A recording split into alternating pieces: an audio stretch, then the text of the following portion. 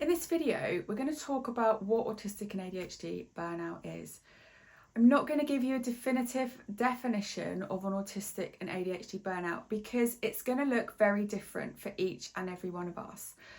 But how I would explain it is burnout is an emotional, mental and physical exhaustion that affects our daily ability to function. So it affects our ability to carry out our day-to-day tasks, it affects sensory processing, our emotional regulation, and the ability to just exist and perform on a day-to-day basis.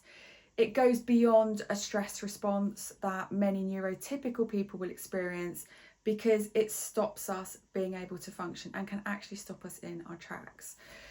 Now, it's going to look very different for each of us, as I said, but it's highly likely that you will experience different forms of burnout as you go through your life. And so what we'll talk about in the following videos and modules is we're going to be thinking about what does burnout look like for you in its varying forms.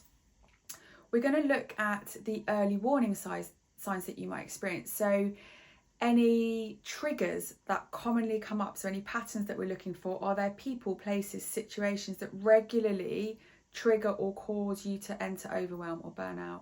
We're going to look at the early warning signs. So do you suddenly experience sensory processing challenges, or do you struggle with focus or sleep?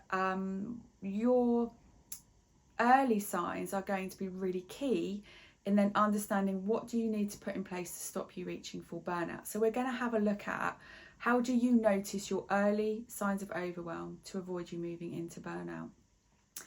And I think that as you start to understand what your natural triggers and your version of burnout is, you'll start to be able to see how you can protect yourself and stop yourself moving through this continual cycle of overwhelm and burnout into recovery, back through the same pattern again. It's very difficult to explain burnout to somebody that's never experienced it. And when I was interviewed on a radio station, they asked me to explain how can others see the early signs of your burnout. And the truth is that often other people can't see that, because burnout can come after an extended period of camouflaging, of masking, of putting in an immense amount of effort to make sure nobody else notices the struggles that we're having. And that's where it can become really challenging for other people to understand when we hit overwhelm and burnout and our capacity to function has gone. It's very difficult to articulate to others what is happening for us. And the thing to bear in mind, that if you are trying to figure out your own burnout pattern, or if you're trying to explain it to other people, something that I always explain is that my overwhelm and burnout has nothing to do with how anybody else experiences that. It's what's happening for me and the layered impact that it has on me.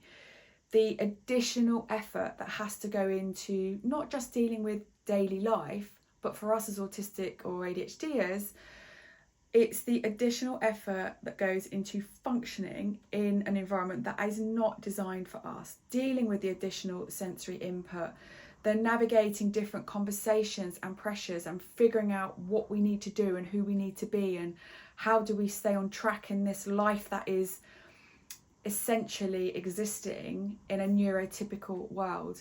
So it's the silent effort that goes in, the unseen parts of that. And so I hope that helps you understand that when we're looking at autistic and ADHD burnout and overwhelm, we're looking for the signs of camouflaging and masking and additional effort that you're putting in to exist. You're going to be looking for your early warning signs, the triggers, the situations, the people that bring you to that state of overwhelm and burnout. And so in the videos that are coming up, we're going to look at what burnout means for you. How do you detect the early signs of overwhelm? And then what can you do to get yourself to a position that you're noticing the early signs and taking action? That's going to be really important. So we've covered burnout. We've covered a very loose explanation of what that is. That's I hope that that is helpful for you, and let's discuss this further as the videos go on.